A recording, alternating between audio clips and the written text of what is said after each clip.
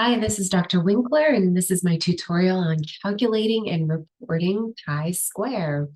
So as I mentioned in the data analysis lecture on chi-square and t-test, we're looking at a difference analysis here, right? We're looking for differences between two categorical groups on two categorical variables. So this is really helpful when we're trying to control groups in experiments. Maybe we're looking for differences between strategic communication campaigns, or maybe looking for differences in categorical variables. Maybe you want to know if there's a difference between TikTok and Instagram posts in recruiting volunteers for the organization. As I mentioned before, each test will have some assumptions that must be met before you can run the test. For chi-square, it's that we have to have two categorical grouping variables, and the groups have to have independence. In other words, the groups should be different. So different TikTok posts from Twitter posts. So if their Instagram feed is directly imported from their Facebook page and there's no differences there, or even if there's overlap there, then we cannot have independence. So if you're going to use a chi-square test, you must make sure that your sample is independent, that the two groups are mutually exclusive and different and have no overlap. All right, so you remember the idea behind calculating the chi-square with the 500 days of summer. Remember, he goes to the party and he expects to get back with his ex-girlfriend Summer, but the party ends up being the engagement party for her and someone else. So it's an example of the difference between expectations and reality, again, from this movie, 500 Days of Summer. So what is actually observed versus what we expect to happen, that's a chi-square. So again, it's pretty easy. Just as a review, the O stands for observed frequencies. These are what you see in the original table, right? The data that you have collected. And then the E stands for the expected frequencies. These are what is expected of your data given the row, column, and grand totals. But as I mentioned before, there's really two steps to the chi-square. We have to first figure out the expected values chart, and that's based on the already coded observed values. So you've already coded the observed values. So now you must go figure out what is expected, basically, if there was no difference between the groups. So we have all the O's, the observed chart. So now we have to build the E's, or the expected values chart, and then do the chi-square formula. So let's go over how to do the chart. And then remember, after we get that chi-square, we have to go ahead and reference the critical values chart, and I'll teach you how to do that as well. But this is what the values chart looks like, so you have it handy. So for example, let's say you have a table that looks like this. This is the observed categories. So I went through 18 Instagram posts and 23 Facebook posts and coded them as each post is either having a donation request or not having a donation request. Okay, so this is what the total came up to be. 6 Instagram posts had donation requests, whereas 12 didn't. 15 Facebook posts had donation requests, where 8 did not. So again, this is the O, these are the observed frequencies. These are what we actually happened in the data. So this entire chart is your observed frequencies. This is what you actually observed. There are 6 Instagram posts, donation requests, and 12 without donation requests. So 41 here is your grand total, or your TOT in the formula. You'll need that later. So you see we have a total of all of these. These are your row totals, and these are treated separately. So we just add 6 and 12 is 18, but 15 and 8 is 23. These are your row totals. Then we also create the column totals. These are, again, also created separately. 6 plus 15 is 21, 12 plus 8 is 20. Basic math so far. Hopefully you're following along. So we hopefully remember that the sigma means sum of. So that tells us we have to add something up. We have to sum something up. So we are summing up the observed value less the expected value divided by the expected value for each of the 4 boxes in this example. So this means you have to make an expected values chart. But how do we do this? Well, I'm going to show you, not to worry. And we must do this for every box. We have to calculate the expected value for each box in our table. So let's go to the observed chart again. These are the actual observed data. So now we're using the observed chart to create the expected values chart. So let's figure out the expected value for box 1, which is Instagram posts with donation requests. So our observed value is 6, and our row total is 18, and our column total is 21. Our grand total is 41. So then we take the row total times the column total divided by the grand total, which is 18 times 21 divided by 41.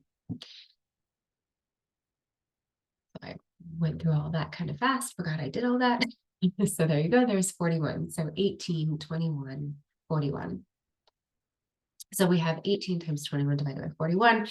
I won't read off all the math to you, but basically 378 divided by 41 is 9.22, and that is our expected value. Again, if we expected no difference between donation and donation requests and non-donation requests in Instagram and Facebook, this would be our expected value in box 1. So then we do the exact same thing for all 3 remaining boxes, but we do not do this for the totals, but they should be about the same anyway, so not to worry about that. So here is what our expected values chart looks like, and you can go ahead and calculate it on your own, but I provided it here for you, but I have omitted the totals just for simplicity's sake. So a simple 2x2 chart, you're basically looking for the differences between expected and observed values in this test. So these are the expected chart. If there was basically no difference between Facebook and Instagram donation and no donation request posts, this is what our this is what our chart would look like. So now we have to look at the difference between the observed and expected. And again, using this original formula, go back through each box and find out the differences. Let's go back to our original box observed values chart for the example. So we have, here's our observed values chart again with Instagram donation requests of 6. Then we have our expected values chart again, where Instagram donation requests is 9.22. Then we do this simple formula where O is the observed value and E is the expected value. So here for box 1 is the formula. Working it through here, the order of operations, remember PEMDAS. First you do the subtraction and then square it and then you divide it. And then you take the sum. So our first value is 1.12. This is the chi-square value for Instagram donation request box. And again, you'll do this for each box and then add them all up to get the chi-square value. So I did all of this for all 4 of the boxes, just to save time in the illustration, exact same formula, just follow along with matching up the boxes. And then you add them all together and get 4.1. And this is our chi-square value. Pretty simple, right? Does take some time, I warned you about that, but it's pretty simple formula. So once you get the chi-square value, you will compare it to the chi-square critical values chart. But before we do this, right, remember we need the degrees of freedom. So here is the formula to calculate the degrees of freedom when using a chi-square. So just to make statistics even more tricky, the degrees of freedom formula is different for every statistical test. For chi-square, it's the number of rows minus 1 times the number of columns minus 1. So in our 2x2 chart, right, we have 2 rows, 2 columns. 2 minus 1 times 2 minus 1 is 1 times 1 is 1. So in this example of a 2x2 chart, our degrees of freedom is 1, and we do not include totals, right? So then we go back to our critical values chart, we find degrees of freedom 1. And then remember, the level of significance depends on the discipline. In communication studies, we're not curing cancer, so we're usually pretty happy with a 0.05 probability value. So this is where we typically look to. So we find here our critical value is 3.84. Great. Okay, so what do we do with that? Our critical value is 3.84, and since 4.1, our chi-square value, is higher than 3.84, therefore we have a significant difference. So the critical value is basically the minimum number that you need to reach in order to determine that you have a significant difference in chi-square. Bada bing, that's it, right? So the last step is reporting your chi-square. So when you're writing your poster, you're going to report the test. and also in your problem set. And this is exactly what I want you to write if you're doing the chi-square test. What's the hypothesis? Is that there's no difference between Instagram and Facebook in terms of prevalence of donation requests. And then insert the statement for the appropriate test. And this suggests, very briefly, and then interpret the findings, right? So the results of a chi-square test reveal significant differences between groups. And then you would give the chi-square value, the degrees of freedom, and the p-value. And you can just use p equals 0.5 if that's the level that you're using.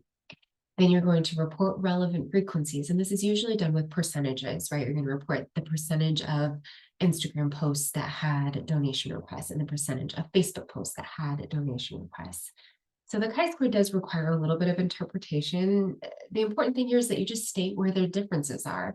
So you might say, for example, there are more males that are juniors than females, for example, and then report the percentages in the parentheses. Or there are more Instagram posts with donation requests than Twitter posts with donation requests, and then you provide the percentages. So you have a little bit of narrative flexibility with the template. So that's all we have is this brief tutorial on calculating and reporting your chi-square statistic.